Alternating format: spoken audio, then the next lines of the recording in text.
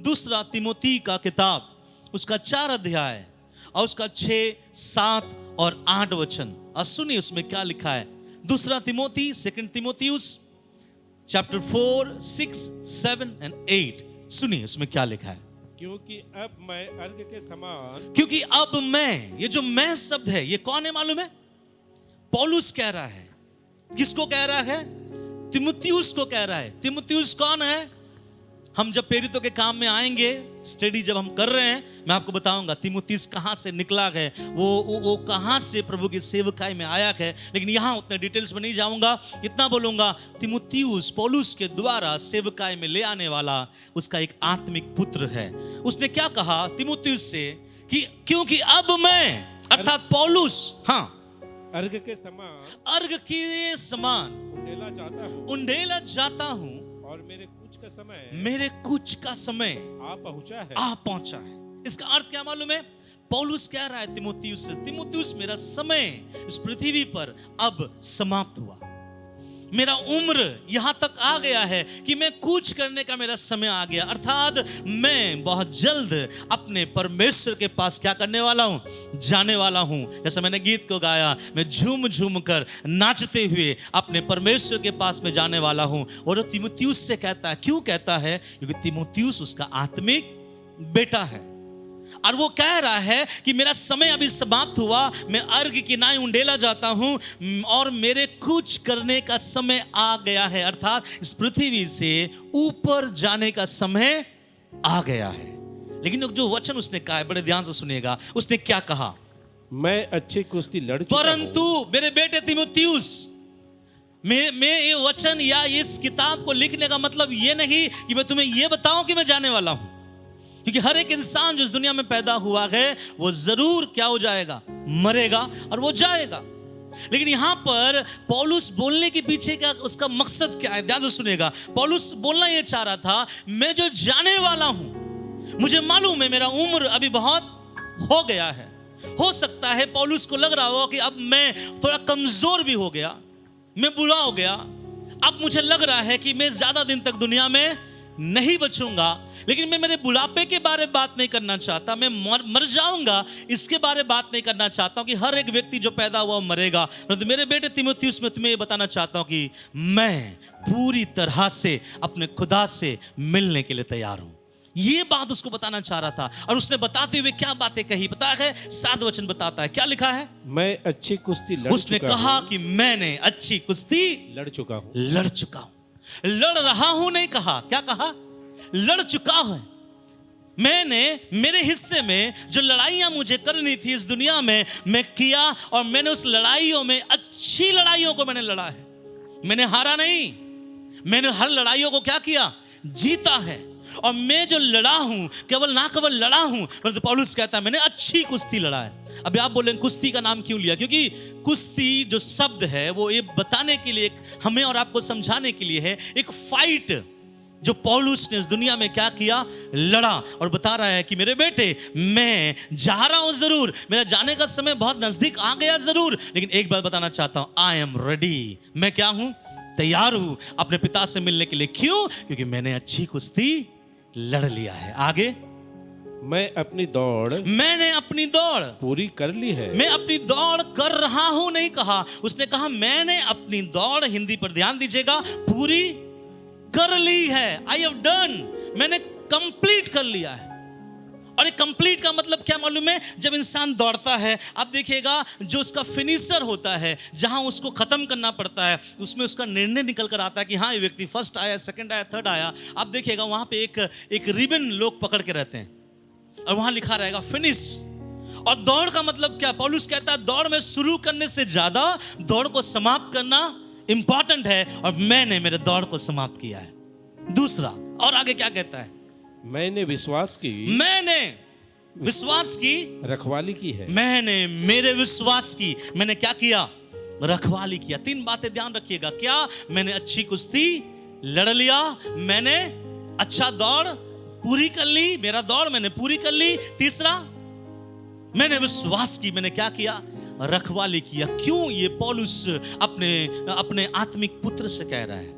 क्यों ये 3 बातें प्रभु के लोगों के लिए बहुत इंपॉर्टेंट है? क्या है?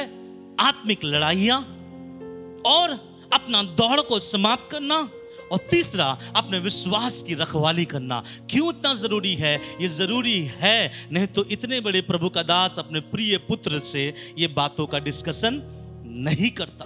अब क्यों ये जरूरी है? अब पौलुस 8वें वचन में बताता है, क्या लिखा है? भविष्य में मेरे लिए, भविष्य में मेरे लिए, क्योंकि मैंने अच्छी कुश्ती मैंने लड़ा है, मैंने मेरी दौड़ पूरी कर ली है, मैंने मेरे विश्वास को मैंने क्या कर लिया? मैंने संभाला है। इसलिए आई एम श्योर, मुझे निश्चय है कि मेरे लिए भविष्य में धर्म का वह मुकुट, धर्म का वह मुकुट रखा हुआ है, जिसे प्रभु जो धर्मी और न्यायी है, मुझे उस दिन देगा। सुनिए, मुझे उस दिन देगा। और मुझे ही नहीं, और सुनो, केवल मुझे नहीं मेरे बेटे, इसीलिए ये वचन मैं तुझे लिख रहा हूं, और तुझे इसलिए बता रहा हूं क्योंकि ये मुकुट केवल मेरे जैसे लोगों के लिए नहीं है, लेकिन मेरे ही जैसे इस चीजों को संभालने वाले लोगों के लिए होगा। आगे, वरन उन सबको भी जो उसके प्रकट होने को प्रिय जानते हैं। क्या जानते हैं? क्या जानते हैं? प्रभु यीशु के प्रकट होने को प्रिय जानते हैं। इसका मतलब उसके दिमाग में, उसके सोच में, उसके जहन में उठते बैठते, कलीसिया में आते जाते, काम करते, सेवा करते, गीत गाते बजाते, उसके जहन में, उसके दिमाग में क्या बातें लगा हुआ है? प्रकट होने को प्रिय जान रहा है। मतलब प्रभु तू कब आएगा? प्रभु तू कब आएगा? अगर आप बुक ऑफ रेवलेशन में अगर आएंगे, प्रेरितों के काम में आए, प्रकाशित वाक्य की किताब में आएंगे, आखिरी में ऐसा लिखा गया है कि कलीसिया और आत्मा दोनों कहती है तू आ। इसके ऊपर हम लोगों ने गीत भी बनाया था, यीशु तू आ। इसका मतलब कलीसिया भी कहता है तू आ, और पवित्र आत्मा भी कहता है कि प्रभु तू आ। और कलीसिया क्यों कहता है तू आ? क्योंकि कलीसिया दुल्हन है, और दुल्हन हर समय से चाहेगा कि मैं अपने मायके में नहीं, परंतु मैं अपने ससुराल में। अब वहां पर जो यीशु के वचन में लिखा गया है कि मैं मेरे अभी घर में नहीं रह सकता, क्योंकि मेरा आपके साथ बात लगा है, आप मेरे पति के रूप में हैं। अब आप जल्दी से आइए और मुझे जल्दी से यहां से ले जाइए, और वो आदर, वो दर्जा, वो मुकुट मुझे दीजिए जिसका मैं इस दुनिया में आपके लिए या आपको सामने रखते हुए अच्छी कुश्ती, अच्छी दौड़ और अपने विश्वास की मैंने क्या कर लिया? रखवाली किया है। हालेलुया। ये पौलुस किससे कह रहा है? तीमुथियुस से। अब तीमुथियुस कौन है? अभी अभी प्रभु के सेवकाई में आया एक जवान प्रभु का दास, जिसको पौलुस लिख रहा है। क्यों लिख रहा है? पौलुस बताने के लिए कि मरने से पहले प्रभु के हर एक व्यक्ति को इन 3 बातों में सोचना बहुत जरूरी है। क्या मैंने क्या किया? क्या है? मैंने 3 बातें इसलिए आपको 2-2 बार 3-3 बार दोहराया। क्या है? मैंने अच्छी कुश्ती लड़ लिया। दूसरा, मैंने मेरी दौड़ पूरी कर ली। तीसरा, मैंने मेरे विश्वास की मैंने क्या कर लिया? रखवाली किया। उसने कहा भविष्य में मेरे लिए वो मुकुट है, वरन मेरे लिए नहीं, सबके लिए होगा जो प्रभु के आने के दिन को क्या जानते हैं? प्रिय जानते हैं। हालेलुया। 3 चीज मेरे प्रियो, और ये 3 चीज हमारे जीवन में होना, समझना, जानना बहुत जरूरी है। हम चर्च आ रहे हैं, घर जा रहे हैं, प्रार्थना में है, काम में है, जॉब में, किसी भी जगह पे आप क्यों नहीं है, इन 3 चीजों का होना बहुत जरूरी है। एक लड़ाइयां हैं, एक दौड़ है, और एक रखवाली के लिए प्रभु ने आपको चुना है। एक बार की बात है, प्रभु ने कुछ लोगों को, जब कुछ लोग प्रभु के पास आए, प्रभु से बोला, प्रभु मैं आपके अनंत जीवन में मैं प्रवेश करना चाहता हूं। तो प्रभु ने कहा, तुम जाना चाहते हो? उन्होंने बोला हाँ प्रभु। प्रभु ने कहा रास्ता थोड़ा कठिन होगा, थोड़े मुश्किल रास्ते आएंगे। उन्होंने कहा प्रभु जैसा भी हो, हम आनंद जीवन में हम प्रवेश करेंगे। तो प्रभु ने उन लोगों को उनके साइज से 3 गुना बड़ा एक साइज का क्रूस दिया। क्या दिया? क्रूस दिया। और प्रभु ने सबको एक एक क्रूस दिया, और सबको एक एक क्रूस देने के बाद प्रभु ने बोला, बेटा अब इस क्रूस को ढोते हुए तुम इसी रास्ते से आगे बढ़ते चले जाना, और देखना इसी रास्ते के आखिरी में तुझे आनंद जीवन मिल जाएगा। जब उन लोगों ने क्रूस को उठाया, तो क्रूस जब उससे बड़ा है, क्योंकि ऐसे भी क्रूस इंसान से क्या होता है? बड़ा है। तो वो क्रूस जब उठाया, देखा कि बहुत हैवी है, लेकिन फिर भी लोगों ने उठाया, क्योंकि प्रभु के वचन में लिखा गया, यदि कोई मेरे पीछे आना चाहे तो अपना क्रूस क्या करे? उठाए। और क्रूस तकलीफ को दिखाता है, क्रूस हमारे जीवन की कमी और घटी को दिखाता है, परंतु उसको लेते हुए हमको आगे बढ़ना बहुत जरूरी है। तो यहाँ पर वे लोग आगे बढ़ना स्टार्ट हुए, कुछ दूर यात्रा किए। यात्रा करने के बाद उनमें से कुछ लोगों ने बोला, भाई इतने भारी को ले जाने से अच्छा है कि इनको यहाँ रख कर हम पैदल चले। उनमें से कुछ ने कहा, नहीं इसको नहीं रख सकते। यीशु ने खुद कहा, इस क्रूस को लेकर क्या करना पड़ेगा, हमें जाना पड़ेगा, इसलिए इसको लेते हुए हमको जाना है, इसलिए हमको इसको लेते हुए ही जाना पड़ेगा। तो थोड़े दूर आगे यात्रा करते समय वे लोग पूरे पसीने से लथपथ हो गए, पूरा उनका सांस फूलने लगा क्योंकि वो क्रूस लेकर जा रहे थे। थोड़े दूर आगे जाते समय उनको कुछ ऐसे चीजें दिखाई दी, सड़क की यहाँ वहाँ गिरा हुआ था, और वो क्या चीजें हैं, वो लकड़ी काटने का एक आरी उनको दिखाई दिया। तो उनमें से सोचा कि प्रभु ने बहुत बड़ा क्रूस दिया है, चलो एक काम करते हैं, हम ऊपर से थोड़ा सा क्या कर लेंगे, काट लेंगे। तो जिन्होंने ऊपर से काटा उनका क्रूस थोड़ा हल्का हो गया। और दूसरे से कहा, भाई तू मूर्ख है, तू गोटा क्रूस लेके जा रहा है, देख मैं थोड़ा सा काटा हूं, अभी भी क्रूस ही दिख रहा है, लेकिन मेरे लिए क्रूस क्या हो गया, हल्का हो गया। उन्होंने कहा, नहीं, जैसा प्रभु ने बोला है वैसे ही मैं इस क्रूस को उठाना चाहता हूं। थोड़े दूर और आगे गया, उसने देखा, अरे भाई अब तो और मुश्किल हो रहा है। उसने क्या किया, अपने उसी आरी से क्रूस के नीचे वाले हिस्से को और थोड़ा से काट दिया। उसने बोला, वाह बहुत अच्छा हो गया, मेरा क्रूस क्या हो गया, बहुत हल्का हो गया। उसने दूसरे को देखकर कहा, देख अभी भी मेरा क्रूस दिख रहा है, परंतु तेरे क्रूस से मेरा क्रूस हल्का है। मेरे भाई तू भी काट ले और देख तू आसानी से जा पाएगा। वो बोलता, नहीं, प्रभु ने मुझे दिया जो क्रूस, वही क्रूस को लेकर मुझे आगे बढ़ना है। इतने में थोड़े दूर जाने के बाद उसने इस तरफ से भी थोड़ा काटा और इस तरफ से भी थोड़ा काटा, और यकीन मानिए इसका क्रूस भी क्रूस दिख रहा था और इसका क्रूस भी क्रूस दिख रहा था, परंतु इसका क्रूस जो उसके यीशु ने उसको दिया था वो था, इसका क्रूस जो यीशु ने उसको दिया था, उस क्रूस में थोड़ा उसने अपने दिमाग से तब्दीली ला लिया, हल्का कर लिया, ताकि यात्रा में कोई समस्या ना हो। उन्होंने कहा, भाई कुछ भी हो जाए, इसी क्रूस को लेकर हमें आगे बढ़ना है, क्योंकि यीशु ने कहा है इसको लेकर जाओ, अनंत जीवन तुमको मिलेगा। बोलते हम भी तो लेके जा रहे हैं, तो तुमको जैसा करना है करो, लेकिन मैं तो ऐसा करूंगा। अब ऐसे यात्रा आगे बढ़ता चला गया। अब थोड़े दूर और कुछ किलोमीटर आगे बढ़ने के बाद जो बड़ा क्रूस लेके जा रहा बहुत थक गया, ये तो आराम से जा रहा है। लेकिन जब वहां जाने के समय उन लोगों ने एक चीज देखा कि एक बड़ा सा खाई उनको दिखाई दिया। जब बड़ा सा खाई उनको दिखाई दिया, आजू बाजू में उन लोगों ने देखा कि कुछ रास्ता है क्या, हम वहां से वहां जाएंगे क्या, तो किसी को कोई सीढ़ी कोई चीज ही वहां दिखाई नहीं दी। इतने में एक आवाज आता है आसमान से, ये जो क्रूस मैंने तुम लोगों को दिया है, अब समय है इसी क्रूस को इस पार से उस पार लगाओ और इसके ऊपर से पार होकर उस पार जाओ और अनंत जीवन उस पार है। हालेलुया।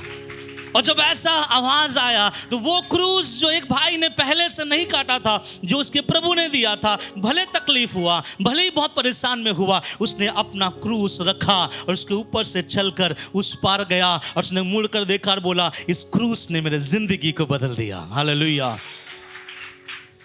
लेकिन बाकी लोगों ने अपने क्रूस को काट दिया था। क्यों? क्योंकि बहुत वजनदार है। उन लोगों ने क्रूस को उस खाई में रखा, लेकिन जैसे उसने खाई में रखा, उसने ये पाया कि मेरा क्रूस छोटा है उस तरफ खाई को छूने के लिए। क्या समझ में आया? कभी कभी हम भी प्रभु में चलने के लिए हम भी प्रभु से बोलते हैं कि प्रभु ये ऐसा हो के ऐसा होने से कितना अच्छा होता। तो प्रभु कहेगा ऐसा होकर ऐसा होने से बहुत अच्छा होता, लेकिन आगे जो कुछ आने वाला है तुझे नहीं पता है, इसलिए आने के लिए आगे जो आने वाला है उससे बचने के लिए अभी से मैंने तेरे ऊपर क्या दे दिया, ये चीजों को दे दिया। हालेलुया। और ये चीजों को इसलिए दिया ताकि तुम आगे जाकर क्या कर सको, जीत सको। और जीता वही जो पूरे अपने दौड़ को पूरा किया। हालेलुया। उसी तरह पौलुस का ध्यान भी कहाँ है मालूम है? प्रभु की ओर मैं कब जाऊंगा।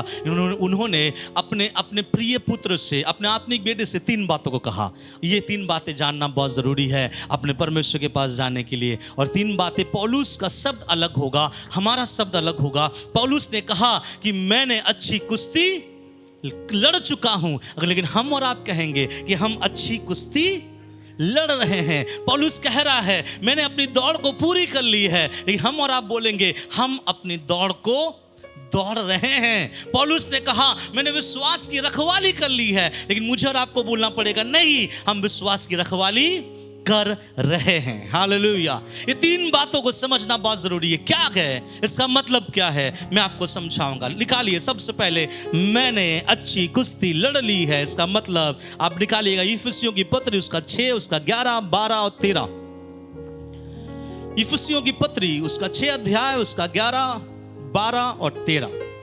परमेश्वर के सारे हथियार बांध लो, परमेश्वर के सारे हथियार बांध लो, कि तुम शैतान की युक्तियों से, कि तुम शैतान की युक्तियों के सामने खड़े रह सको, खड़े रह सको। अभी आपको भी पता है, मुझे भी पता है, जब बाइबल इस बात को कह रहा है कुश्ती, इसका मतलब बाइबल ये नहीं कह रहा है कि चर्च में केवल जो जवान लड़के हैं वे लोग कुश्ती लड़ेंगे और चर्च की लड़कियां कुश्ती नहीं लड़ेगी। नहीं, प्रभु में जितने लोग प्रभु को विश्वास करते हैं, जितने लोग यीशु को अपना उद्धारकर्ता के रूप में मान लिए, सबों के जीवन में क्या है, बोलिए, एक लड़ाई है। क्या है? लड़ाई है। और लड़ाई किसके साथ है? किसके साथ आपका लड़ाई है? किससे आप लड़ रहे हैं? किसके जीवन में आप लड़ाई कर रहे हैं?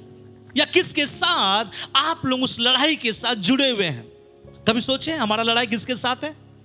मैं बताऊंगा, आगे पढ़िएगा 12 वचन।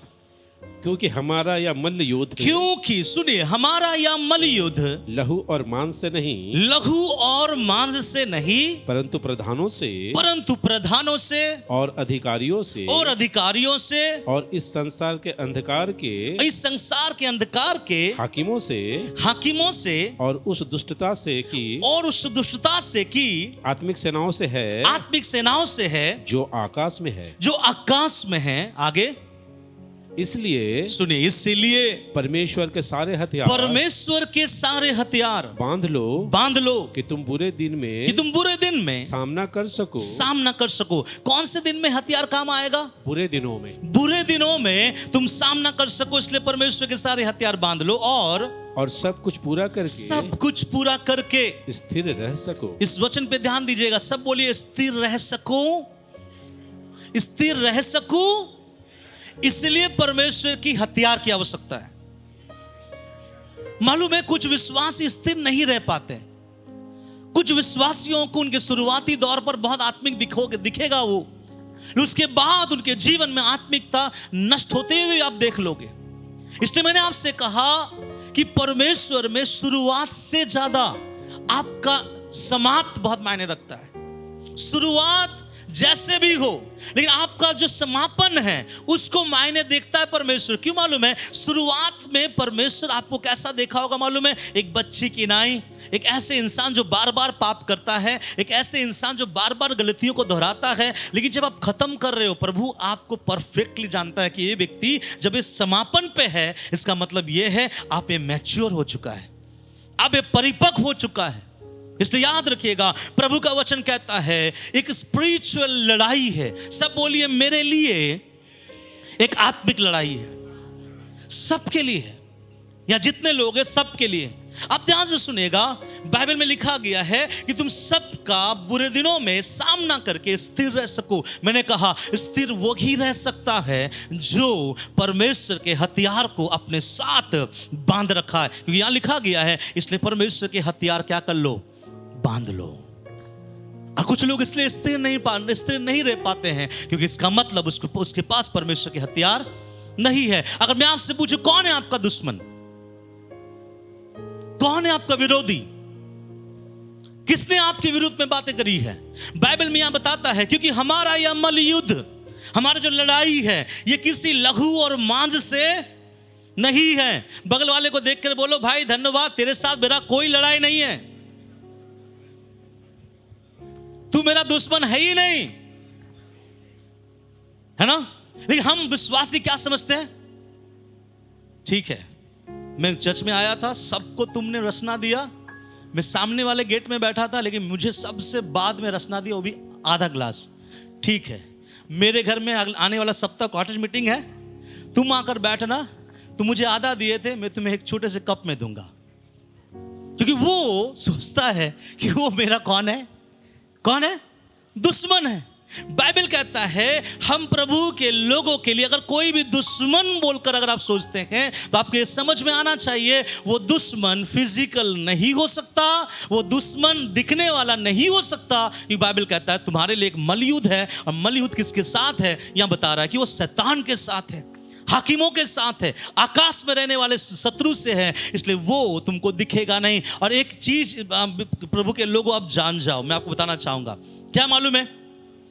मेरे साथ बोलिए, हमारा लड़ाई आत्मिक है, इसलिए उस लड़ाई में अगर जीतना है हमें आत्मिक होना पड़ेगा। समझ रहे हैं? आपका लड़ाई दिखने वाला लड़ाई नहीं है कि सामने वाला कुछ फेंक रहा है। आप देखे है ना, सामने वाला कोई अगर बंदूक लेके दौड़ा आ रहा है तब आप देख पाओगे कि वो आपको बंदूक लेकर दौड़ा आ रहा है आपको मारने के लिए, लेकिन यहां पर आपको कुछ दिखाई नहीं देने वाला, यहां पर आंख मूंद कर प्रार्थना करते हैं तब दिखता है।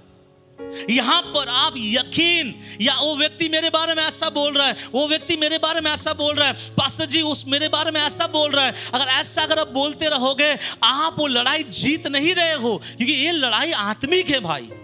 ये लड़ाई दिखाई नहीं देता, और दिखाई दे भी रहा है तो उसके पीछे कोई दुष्ट खड़ा होकर उसको इस्तेमाल कर रहा है, और दुष्ट खड़ा होकर वहां से चला जाता है, और हमारा और आपका टारगेट कौन बनता है? वो व्यक्ति। इसलिए याद रखिएगा ये स्पिरिचुअल वॉरफेयर है, आपको भी स्पिरिचुअल होना पड़ेगा, नहीं तो ये लड़ाई आप हार जाओगे, और लड़ाई हारने का मतलब है आप वहां से वंचित हो जाओगे। पौलुस ने क्या कहा? सबसे पहले अगर कोई विश्वास में आता है उनके लिए सबसे पहले एक चीज आरंभ होता है। वो चीज क्या है? विश्वासी रखवाली नहीं है, वो चीज दौड़ना नहीं है, वो चीज क्या है? लड़ाई है। सब बोले लड़ाई है। विश्वास में आने के बाद जो सबसे पहला चीज आपको करना है वो है लड़ना है। आपको किससे लड़ना है? आत्मिक लड़ाई आपको लड़ना अपने दिमाग की सोच के द्वारा, जो आपके सामने लोगों को शैतान लेके आएगा। आपको इस बात का समझ होना चाहिए कि वो भाई मेरे विरुद्ध में नहीं है, उस भाई के पीछे दुष्ट खड़ा है, और वो मेरे विरुद्ध में आकर उसके मुख से मेरे लिए क्या कर रहा है? चीजों को कर रहा है। ये चीज अगर हम मसीह नहीं समझेंगे तो कभी अपने लड़ाई को हम और आप जीत नहीं पाएंगे। इसलिए हमारा लड़ाई जो है वो स्पिरिचुअल है, और स्पिरिचुअल लड़ाई में लड़ने के लिए आपको क्या चाहिए? आत्मिक लड़ाई में लड़ने के लिए क्या चाहिए? क्या चाहिए? आपको क्या होना पड़ेगा? आत्मिक बनना पड़ेगा।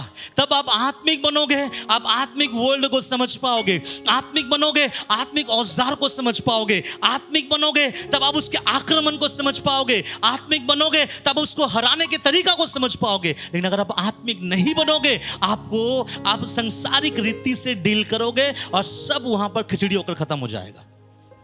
इसलिए बाइबल में लिखा गया है, जब तुम्हारे बीच में कुछ बातें होती है तुम बाहर क्यों जाते होगे? क्या कलीसिया में कोई ऐसा नहीं है जिसको बुलाकर तुम लोग आपस में क्या करो? बातचीत करो। क्यों मालूम है? बाइबल ये कहता है कि तुमको मालूम होना चाहिए कि तुम में से ही बहुत सारे लोग, या हम सब, एक दिन समय आएगा कि मैं और आप स्वर्गदूतों का क्या करेंगे? न्याय करेंगे। तो एक दिन जब स्वर्गदूतों का न्याय करेंगे, इस दुनिया में किसी व्यक्ति का न्याय हम और आप कर सकते हैं कि नहीं कर सकते? कर सकते हैं। लेकिन जब भी कभी कलीसिया में कुछ होता है, लोग सीधा दौड़ता है पुलिस स्टेशन के पास कि देखिए उसने मेरा जमीन ले लिया। अगर वो दोनों भाई जिसमें आपस में लड़ाई है, झगड़ा है, कलीसिया का है, तो आपको समझ में आना चाहिए this is a spiritual warfare. ये फिजिकल नहीं है। दुष्ट आत्मा उसके पीछे खड़ा होकर मुझसे क्या कर रहा है? लड़ रहा है। इवन आपके परिवार के लोगों में भी जब कुछ चीजों को लेकर लड़ाइयां चलती हैं, जैसे भैया ने कहा है कि कुछ चीजें उनके साथ हुआ, उसने रोकर प्रार्थना किया, खुदा ये जमीन में बेचना चाहता हूं, इसलिए मुझे शक्ति दे, बल दे। जब उसने प्रार्थना किया, चीजें क्या हो गई मालूम है? वो चीजें शारीरिकता से बदल कर स्पिरिचुअल वॉरफेयर में बदल गया। जब नेक्स्ट दिन ऑफिस गया, खुदा ने उसके काम को सफल किया। इसलिए आत्मिक लड़ाइयां घुटने में लड़ा जाता है। आत्मिक लड़ाइयां मुंह से और सुनकर और आंखों से नहीं। आत्मिक लड़ाइयों के लिए एक ही जगह आप लड़ सकते हैं। आप घुटने में आए और अपने प्रभु के सामने सब बातों को करें, तो प्रभु अपने ओर से अपना सेना आपके लिए भेजेगा और आप उस लड़ाई में जयवंत होकर खड़े हो जाएंगे। क्यों? क्योंकि स्पिरिचुअल लड़ाई है। हम समझते हैं कि ये आत्मिक लड़ाई नहीं है। ये कौन सा लड़ाई है? संसारिक लड़ाई है। कुछ दिन पहले मैंने आपसे कहा, आप लोगों से कहा कि प्रार्थना करेंगे। हम सुन रहे हैं कि इस जगह को तोड़ा जाएगा, उठाया जाएगा। फिर मैंने एक बात कहा, ये हो सकता है ये जगह को उठाने की बातें इसलिए हो रही है कि शैतान को बुरा लग रहा है कि इस जगह से खुदा को महिमा पहुंच रहा है। हम सोचेंगे कि हमारे लिए पूरा इस जगह को शैतान हिला सकता है, गिरा सकता है। हम बोलेंगे यस, आप अगर अपने आप को इंपॉर्टेंट समझते हैं तो शैतान का टारगेट आप ही है। हालेलुया, ये कर सकता है। एक आयुब को बिगाड़ने के लिए वो प्रभु के पास जाके बोलता है, अरे मुझे मौका तो दे, मैं इसको पूरा दिमाग ठिकाने पे लेके आ जाऊंगा। प्रभु को भी बोला, प्रभु को लगा अरे ऐसा नहीं होगा। प्रभु बोलता जा, जो कुछ करना है मेरे दास के साथ कर ले। इसका मतलब क्या मालूम है? एक भी अच्छा व्यक्ति जब शैतान देखता है उसके दिल को खुशी नहीं मिलता, खासतौर से वो अगर वो प्रभु में है। इसलिए याद रखिएगा, हमारा सबसे पहले एक आत्मिक क्या है? लड़ाइयाँ है। और लड़ाइयाँ स्टार्ट कब होता है? इसलिए आप देखिएगा, जब आप विश्वास में आते हैं, बपतिस्मा लेते हैं, बपतिस्मा लीजिए, आपके जीवन में लड़ाइयाँ स्टार्ट हो जाता है। बहुत लोग यहाँ बपतिस्मा लीजिए, लड़ाइयाँ स्टार्ट हो जाएगा। फिर आपके अंदर का खुशी जाना स्टार्ट हो जाएगा, आपके अंदर का आनंद जाना स्टार्ट हो जाएगा। आप बोलेंगे पास्टर जी, वो आपने तो बोला था जो कोई विश्वास करे वो नाश ना परंतु आनंद जीवन पाए। अब तो मेरे जीवन बहुत नाश में चला जा रहा है। तब मैं बोलूंगा उस समय, पता है क्या इस वचन का अनुसार? ब्रदर, आंख बंद करे, घुटने में आए, आत्मिक लड़ाई को आत्मिकता में लड़ना सीखे। हालेलुया। आंख बंद, और जब घुटने में बैठकर आंखों को बंद करते हैं उस समय हम ये बोलते हैं, लॉर्ड मेरा हाथ से, मेरे मुंह से, मेरे पांव से कुछ नहीं होने वाला, इसलिए मैं आंख बंद कर रहा हूं, अपने सेना को भेज और उसके ऊपर जय मुझे दिला। ये है स्पिरिचुअल वॉरफेयर। लेकिन स्पिरिचुअल वॉरफेयर में क्या चाहिए? यहाँ पे पौलुस बोलता है, मैंने मेरा कुश्ती, अच्छा कुश्ती मैंने क्या किया है? लड़ा। कैसे लड़े पौलुस भैया, आपने अपना कुश्ती कैसे लड़ा? पौलुस कहता है, इसलिए तो वचन को पढ़ लो, क्या लिखा गया? इसलिए परमेश्वर के सारे हथियार बांध लो। किसके हथियार? किसके हथियार? क्यों परमेश्वर के हथियार? आपके पास हथियार नहीं है शैतान को हराने के लिए? है? अरे सीधा सीधे मान लो ना, नहीं है। हमारे पास नहीं है उसको हराने के लिए। और अगर जिसके पास है उसके पास हमें जाना पड़ेगा। किसके पास है? इसलिए बोला गया, इसलिए परमेश्वर के सारे हथियार क्या कर लो? बांध लो। अब एग्जाम्पल के तौर से कुछ बात बताऊंगा। निल्सन के ऊपर कुछ दुष्ट ने आक्रमण किया। अब निल्सन किसके पास जाएगा? यूजुअली किसके पास जाएगा? निल्सन के ऊपर किसी दुष्ट ने आक्रमण किया। मैं बता रहा हूं, शैतान अंधकार की ताकतों के द्वारा उसके ऊपर आक्रमण आया, लेकिन वो निहत्था है, अर्थात उसके पास कोई औजार नहीं है। तो वो किसके पास जाएगा? परमेश्वर के पास। अब परमेश्वर के पास अगर वो जाएगा, और परमेश्वर इसको अपना औजार कब देगा? अगर उसका परमेश्वर के साथ रिश्ता अच्छा है ना। नहीं समझे? अभी मैं समझाऊंगा मानसिक रूप में, तो आपको समझ में आएगा। मान लीजिए मुझे 2000 रुपयों की आवश्यकता है। कितना रुपये की आवश्यकता है? 2000 रुपयों की आवश्यकता है। मैं सीधा गाड़ी स्टार्ट किया, ब्रदर दिनेश के घर चला गया। अब ब्रदर के दिनेश के घर में 10 साल हो गया, कभी नहीं गया। ब्रदर दिनेश मुझे दिखाई भी दिया था बीच में, लेकिन मुंह ऐसे करके मैं इस तरफ चला गया। लेकिन आज मुझे जब 2000 रुपये की जरूरत पड़ी है, मैं उसके घर जा रहा हूँ, दरवाजा खटखटा रहा हूँ, उसने दरवाजा खोला, प्रेज़ लॉर्ड बोल के अंदर लिया। मैंने बोला, भाई मुझे ना 2000 रुपयों की आवश्यकता है। अब डिपेंड करता है कि मुझे 2000 मिलेगा या नहीं। क्यों नहीं मिलेगा? मिलेगा क्यों? क्योंकि इसलिए नहीं मिल सकता क्योंकि मैंने उसके साथ 10 सालों से कोई कांटेक्ट नहीं रखा है। इसलिए कुछ विश्वासियों के जीवन में जब समस्या आती है, शैतान कुछ आक्रमण करता है, आप जाते हो प्रभु के पास, प्रभु बचा लो। प्रभु बोलेगा 10 साल के बाद कोई आवाज आ रहा है वहां से। बेटा देखो तो किसका आवाज आ रहा है? अरे प्रभु वो बुला रहा है। अरे अचानक आज कैसे आ गया? शायद उसको अपना पाप याद आया होगा। नहीं प्रभु आज भी इसलिए आया जो 10 साल पहले जिसलिए आया था, आज भी इसलिए आया। क्यों? क्योंकि शैतान ने कुछ किया है। मैं धन्यवाद करता हूं प्रभु का कि प्रभु बार बार हमारे ऊपर क्या करता है? दया करके बचाता है। मेरे बात समझ में आ रहा है? आप जब आप आत्मिक हथियार लेने जाओगे, अब मेरा सवाल यह है, आपका और आपके परमेश्वर के साथ रिश्ता कैसे है? इसलिए कुछ लोगों के जीवन में आत्मिक हथियार आने में क्या होता है? लेट होता है। जब तक हथियार आएगा तब तक ये शैतान अपना काम, क्योंकि आपने अपने परमेश्वर के साथ रिश्ता अच्छा। अब मान लीजिए मैं हर दिन दिनेश से मिलता हूं, दिनेश भाई कैसे हैं? हर दिन वो मुझे नाश्ता खिलाता है, मैं उनको खिलाता हूं। 10 सालों से मेरे और उसके बीच बहुत अच्छा रिश्ता है। अचानक गाड़ी मैंने उठाया, मैंने बोला ब्रदर मुझे 2000 रुपये की जरूरत है। वो बोलेगा सर ऐसे बात है, ले जाइए। क्यों मालूम है? 10 साल से उसके साथ मेरा रिश्ता बहुत अच्छा है। हालेलुया।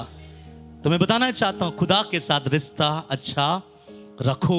वार के समय मत हेल्प मांगने चला जाना, परंतु हर दिन प्रभु से बातचीत करते रहना। और यहां लिखा गया परमेश्वर के हथियार बांध लो। और परमेश्वर के हथियार बांधने के लिए आपको किसके पास जाना पड़ेगा? किसके पास जाना पड़ेगा? परमेश्वर के पास। और परमेश्वर के पास जाने से पहले एक चीज जानना पड़ेगा, क्या मेरा रिलेशनशिप उस परमेश्वर के साथ अच्छा है या नहीं। हालेलुया। अभी मैं एग्जाम्पल से बोलूँ, यहाँ के लोग अगर यहाँ के लोगों से 2000 मांगे मिल जाएगा? यहाँ के बहनें यहाँ के अगर भाइयों से 2000 रुपये मांगे मिल जाएगा? डिपेंड करता है कि आपका उसके साथ रिश्ता कैसे है। तो जब हम परमेश्वर से मांगे, प्रभु शैतान ने कुछ वार किया है मेरे परिवार में, शैतान ने वार किया है मेरे जॉब में, शैतान ने कुछ वार किया है मेरे बिजनेस में, मुझे मदद कीजिए, मुझे शक्ति दीजिए, मुझे बल दीजिए, तब परमेश्वर को वहां से क्या आएगा मालूम? इतने दिन कहां था तू? इसलिए प्रभु के साथ क्या रखे? रिश्ता अच्छा रखे। और दूसरी बात आपको समझ में आना चाहिए कि औजार आपके पास नहीं है। किसके पास है?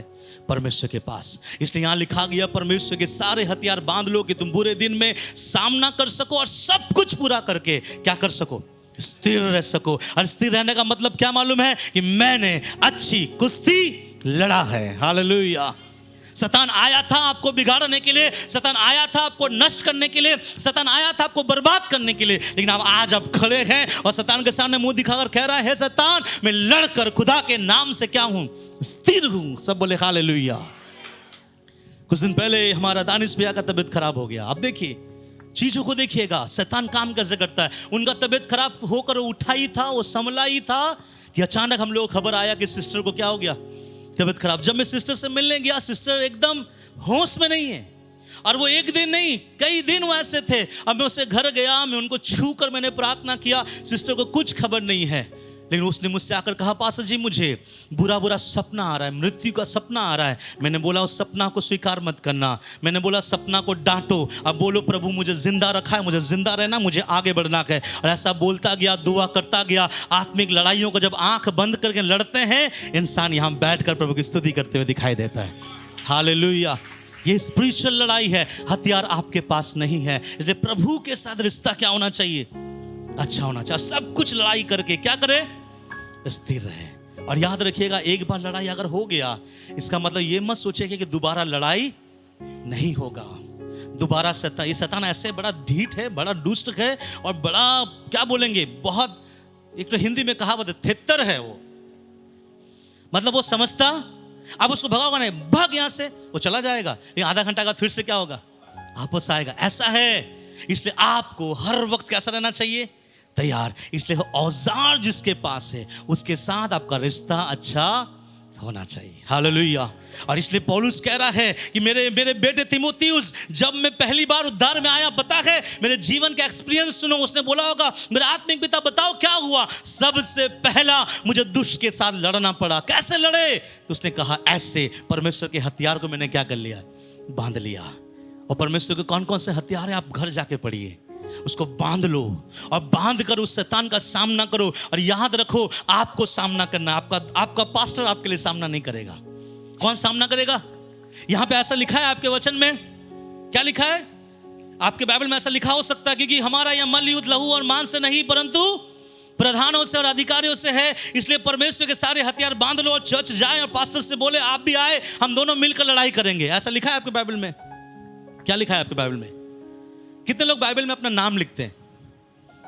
कितने लोग बाइबल में अपना नाम लिखते हैं? तो शुरुआत में देखिए बाइबल के उसमें किसका नाम है?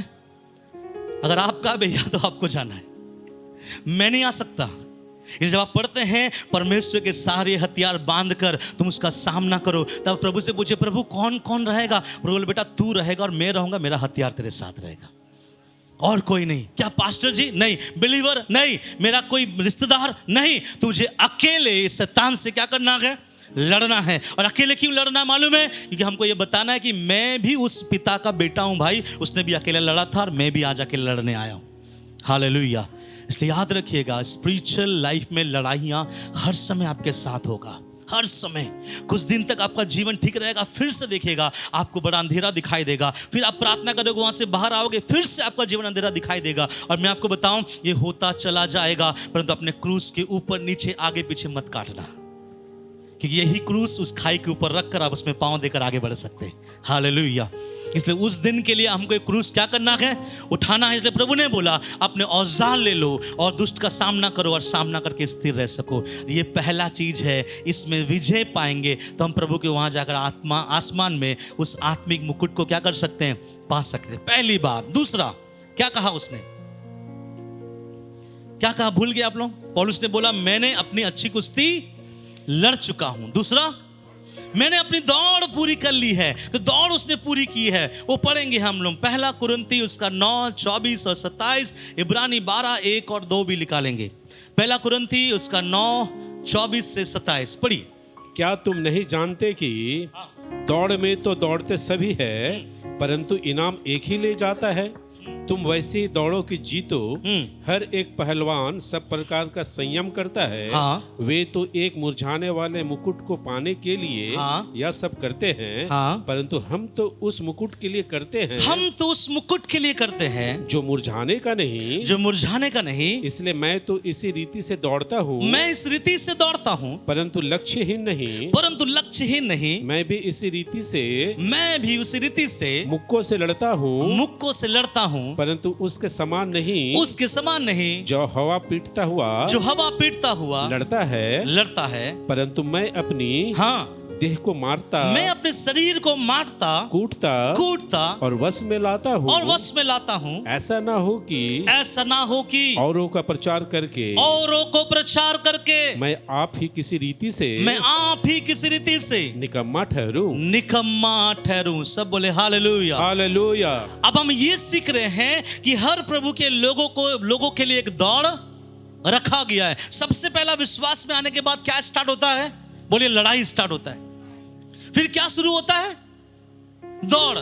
आप ध्यान से सुनिएगा, ये स्पिरिचुअल फील्ड है। यह ऐसा नहीं है कि आपका लड़ाई खत्म हो गया है फिर खुदा आपसे कह रहा है कि आप क्या करो, दौड़ो। नहीं, ये फील्ड ऐसा है कि लड़ाई भी हो रहा है, साथ ही साथ आपको दौड़ना भी है।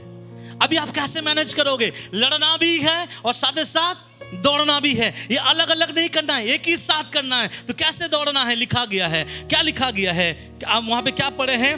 क्या तुम नहीं जानते कि दौड़ में दौड़ते सभी है, परंतु इनाम एक ही ले जाता। हाँ, दौड़ो, परंतु कैसे दौड़ो? सब ध्यान से सुनिए। बाइबल बताता है दौड़ में दौड़ते सभी है। पौलुस कह रहा है मेरे मन का इच्छा ये है, मैंने ऐसे दौड़ा है, मैं इस तरह से दौड़ा हूं और मैंने ऐसा दौड़ा है। पौलुस कहता है दौड़ में दौड़ते सभी है, परंतु ऐसा दौड़ो कि तुम क्या कर सको, जीत सको। सब बोलिए, जीतने के लिए दौड़ना है। अब जीतने के लिए कौन दौड़ सकता है? कोई भी दौड़ में फर्स्ट सेकंड थर्ड तो कोई ना कोई आएगा। बाकी लोग जो दौड़ रहे हैं कभी फर्स्ट सेकंड थर्ड नहीं आते। अभी फर्स्ट सेकंड जो थर्ड आया वो क्यों फर्स्ट और सेकंड थर्ड आता है? क्या कारण है कि इस दौड़ में इस भाई ने पहला नंबर आया, वो भाई ने दूसरा नंबर ले आया, इस भाई ने तीसरा नंबर ले आया। जो 20 लोग दौड़ रहे थे, 20 में से 17 लोग क्यों जीत नहीं पाए? ये 3 लोग क्यों जीते हैं? इन तीनों में और उन 17 लोगों में कोई फर्क है क्या? वो टारगेट देखा। और याद रखिएगा, जो दौड़ने वाले लोग होते हैं ना, वो दौड़ते समय टारगेट को दिल में नहीं रखते। वो दौड़ में दौड़ने से पहले अपने घर से अपने उस टारगेट को दिल में रखते हैं। टारगेट आपका कलीसिया आकर खुदा को प्रश्न करना नहीं होता। टारगेट आपको ये संडे खत्म हुआ, नेक्स्ट संडे जब प्रभु के पास आएंगे, आपको वो टारगेट होना चाहिए कि मैं मेरे प्रभु को अपने जीवन से दौड़ लगा के दिखाऊंगा। बाइबल कॉलेज में हमारे वहां पे एक भाई, जब मैं पढ़ रहा था वहां पे एक भाई था, और वो भाई आज बहुत साल हो गया उससे मेरा बातचीत नहीं हुआ। अगर इस प्रचार के द्वारा वो कहीं मिले तो मुझे खबर जरूर देगा। उसका नाम है सुभाष, वो भाई का नाम। उड़ीसा से आया हुआ था भाई, उड़ीसा से आया हुआ था और हर दिन हमारा वहां पे सुबह शाम प्रार्थना होता है। हर दिन, मतलब 3 साल आप बाइबल कॉलेज करोगे वहां पे 3 साल सुबह शाम आपको प्रार्थना जाना ही है। ये भाई को एक चीज हम लोगों ने देखा, जब भी प्रार्थना का समय होगा ये भाई जाएगा, वॉशरूम में जाकर अपने आप को अच्छे से साफ करेगा, सुंदर शर्ट निकालेगा, सुंदर पैंट निकालेगा, आईने के सामने सुंदर से कंघी करेगा, अपने चेहरे को सुंदर से सजाएगा। मानो आपको देखकर ऐसा लगेगा कि शायद ये अभी कोई बड़ा रिसेप्शन में जाने वाला है, पार्टी में जाने वाला है। ऐसे हम लोगों ने देखना स्टार्ट किया। फिर हम में से एक भाई ने बोला, ब्रदर सुभाष, ये हर दिन आपको सुबह शाम आप जाते हैं, लेकिन मैं देखता हूं कि हर दिन आप बहुत एकदम तैयारी के साथ सज के सवर के जाते हैं। उन्होंने क्या कहा मालूम है? उन्होंने कहा मैं मेरे बाप से मुलाकात करने जाता हूं। मेरे पिता से मिलने जा रहा हूँ। मैं इसलिए दूसरे से मिलने जाता, किसी पार्टी में जाता तो हम इतना सज के सवर के जाते हैं, तो अपने परमेश्वर से जब मिलने जाता हूँ इसलिए मैं अच्छे से अच्छा कपड़ा शाम के लिए और सुबह के लिए रखता हूँ, इसलिए क्योंकि मैं सज के सवर के तैयारी के साथ अपने खुदा के पास जाना चाहता हूँ। हालेलुया। तो तैयारियां कहाँ से स्टार्ट होता है? तैयारियां आपके दौड़ में नहीं है, याद रखिएगा। जो दौड़ के फर्स्ट आया ना, उसके पाँव में तेजी नहीं था, उसके दिमाग में तेजी था। कहाँ था? दिमाग में। जो इंसान दिल से ठान लेता है कि मैं ये चीज करूंगा, वो इंसान करके दिखा सकता है। बाकी के 17 लोग क्यों नहीं कर पाए? सुनिए, आपके साथ दौड़ने वाले ऐसे बहुत मिलेंगे, केवल आपके साथ दौड़ेंगे, आपको लगेगा कि ये मेरा कॉम्पिटिटर है, मुझे हराने वाला है। नहीं, अगर आप दिल से ठान लिए कि अपना लक्ष्य देख लिए, तो आपका खुदा आपको फर्स्ट कराएगा। लेकिन मजे की बात है, यहाँ फर्स्ट सेकंड थर्ड नहीं है। यहाँ लिखा गया दौड़ में ऐसा दौड़ो कि तुम क्या करो? जीतो। इसलिए याद रखिएगा, इस जीतने के लिए आपके मन में क्या होना चाहिए? ध्यान होना चाहिए। इसका मतलब सुबह शाम रात उठने बैठने आप करो जॉब, आप करो बिजनेस, आप पढ़ाई करो, परिवार से मिलो, लेकिन आपके दिमाग में एक सोच होना चाहिए कि मुझे उस लक्ष्य तक क्या करना है? पहुंचना है। कहीं मैं भटक तो नहीं गया। मुझे अच्छा लगा दिनेश ने जो गवाही दिया कि जब वो सामने से आया, मुझे गुस्सा लगा कि मैं क्या करूं, लेकिन उसने अपने आप को रोका, क्योंकि मेरे लिए एक दौड़ है। हालेलुया। और एक झापड़ मुझे दौड़ से क्या कर सकता है? वंचित कर सकता है। और रोका। यही चीज है, इंसान को अपने आप को रोकना है। देखिए, पहले बार बोल रहा है, जब मैं लड़ रहा हूं मुझे किसका औजार की आवश्यकता है? परमेश्वर का। लेकिन जब मैं दौड़ रहा हूं मुझे किसकी आवश्यकता है? जब आप दौड़ रहे हैं आपको किसकी आवश्यकता है? बोलिए, मुझे आपका शरीर का जरूरत है दौड़ने के लिए। दौड़ने के लिए परमेश्वर के बारे में लिखा गया। दौड़ने के साथ पौलुस ने ऐसा बोला, इसलिए तो मैं अपने शरीर को क्या करता हूं? मारता हूं, कूटता हूं और परमेश्वर के वश में ले आता हूं। इसलिए दौड़ने के लिए आपका शरीर का आपके साथ होना जरूरी है। हालेलुया। आंटी ने भी कहा कि मैंने सोचा आज मैं नहीं जाऊंगा मीटिंग में। फिर मेरी वाइफ ने कॉल किया, अरे आंटी आइए, कोई बात नहीं। बहुत तबीयत खराब था उनका। मैंने सुना आराधना जब हो रहा था, आंटी का कामनी बता रही थी, उनका चेहरा पूरा सूखा हुआ था। लेकिन उसी अवस्था में जब वो घर से बाहर निकली, आप बताइए उनको घर से बाहर आने के लिए किसके शक्ति का जरूरत पड़ा? खुद के शक्ति का। खुद से मन बनाया कि नहीं चलो जाऊंगा, कोई बात नहीं। वो तकलीफ के साथ ऑटो में बैठी, तकलीफ के साथ पहुंची, तकलीफ के साथ आराधना में बैठी। शायद ताली बजाने का मन नहीं हो रहा होगा, फिर भी जबरदस्ती अपने आप को परमेश्वर की उपस्थिति में ले आया, क्योंकि अंदर प्रभु के लिए एक विश्वास है। और वही जब वो करना स्टार्ट किया, एक गाना, दो गाना जब होना स्टार्ट हो गया, आंटी भी शायद भूल गई होगी। जब एंड ऑफ द टाइम, जब मीटिंग समाप्त हुआ, एक गवाही के साथ स्टार्ट होकर खड़ा होकर शायद सोचा होगा, लॉर्ड थैंक यू, अगर मैं नहीं आता मैं चंगाई को नहीं पाता। हालेलुया। मालूम है, मसीही दौड़ में जब आप दौड़ रहे हैं, आप उस समय ये मत सोचना कि कोई मुझे दौड़ाएगा, मुझे संभालेगा। प्रभु का वचन या प्रभु का दास कहता है, नहीं, इस दौड़ में कहीं मैं डिस्क्वालीफाइड ना हो जाऊं। मैं अपने आप को क्या करता हूं? मारता हूं। मैं अपने आप को कोसता हूं। मसीह जीवन दूसरों को मानना नहीं है। मसीह जीवन किसको मानना है? खुद को। किसी ने आपके सामने कोई विरोध में बात कर दिया, घर आए, तू बुरा है मेरे भाई बोलने से पहले आईने में जाए कि उसने मुझे ऐसा क्यों बोला। जब आप ढूंढोगे आपको पता चल जाएगा कि उसने आपके सामने खड़े होकर ऐसे बातों को क्यों कहा। कि मालूम है, मसीह जीवन में खुद का नियंत्रण होना बहुत जरूरी है। ये हवा में आप नहीं जाओगे, आपको खुद अपने आप को लेकर चलना पड़ेगा। किसी से जब मैं पूछता हूँ, ब्रदर आप आए नहीं, ये हमारे इस कलीसिया के बारे नहीं बोल रहा हूँ, पहले कुछ विश्वासी लोग ऐसे आते थे, मैं बोलता आप आए नहीं, आप पास्टर जी संडे प्रभु बुलाए नहीं। अरे क्या बात है भाई, बहुत ज्यादा स्पिरिचुअल लोग हैं, प्रभु क्या नहीं किया? बुलाए नहीं। इसका मतलब वो व्यक्ति चाहता था कि हर दिन उसके घर में कोई पोस्ट बना के दे, hello to heaven, from heaven to you, स्वर्ग से आया है। अब प्रभु ने इस सप्ताह फिर से आपको रिवाइवल टाबरनेकल में क्या किया है? बुलाया है। ऐसे चिट्ठी आपके घर में पड़ा था क्या, जो आप लोग हर रविवार आते हैं? पड़ा आपके घर में? नहीं। क्यों आते हैं? प्रभु के वचन में लिखा है कि मेरे भवन में आओ और उसकी स्तुति और प्रशंसा करो। हालेलुया।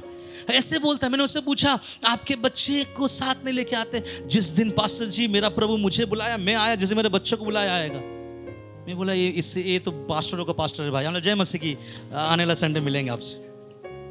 लोग ऐसा बोलते, जब मेरा प्रभु मेरे बच्चों को बुलाएगा तब। आपके बच्चों को ब्रदर सुबह स्कूल जाने के लिए प्रभु बुलाता है? नहीं, मैं डंडा मार के उठाता हूँ। ओके, जब वो खाना नहीं खाता है प्रभु खिलाता है, नहीं मेरी बीवी कान पकड़ के मोड़ के खिलाती है। तो सब कुछ बच्चे से खुद करवाते हो, लेकिन चर्च नहीं आता है तो हम क्या बोलते हैं, जब प्रभु बुलाएगा तो वो।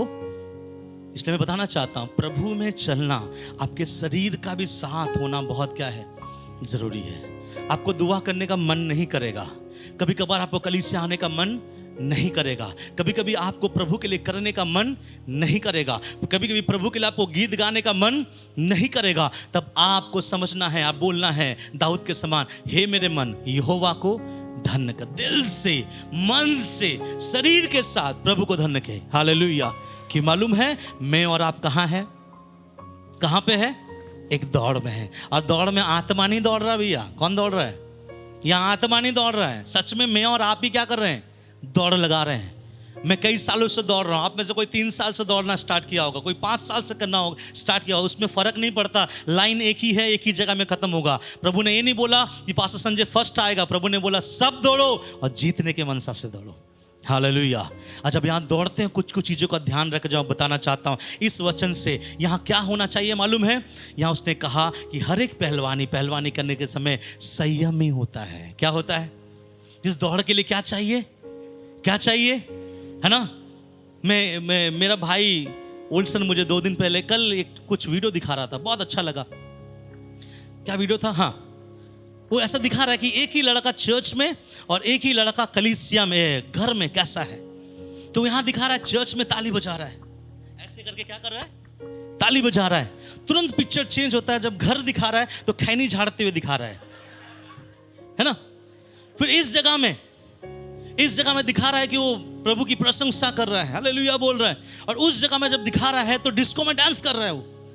एक ही व्यक्ति का रोल क्या है, अलग अलग है। अब एक बात बताओ, कलीसिया में वो खुद को ले आया, डिस्को में उसको किसने लेके गया। तब रंगे हाथ अगर कोई पास्टर पकड़ लेना तो पास्टर जी को बोलेगा, पास्टर जी मन तो नहीं था, शैतान पकड़ के लेके आया। शैतान बोलेगा भैया अभी ये सब काम में नहीं करता। ध्यान से सुनिएगा, मसीही दौड़ने के लिए आपका शरीर आपके साथ होना बहुत क्या है।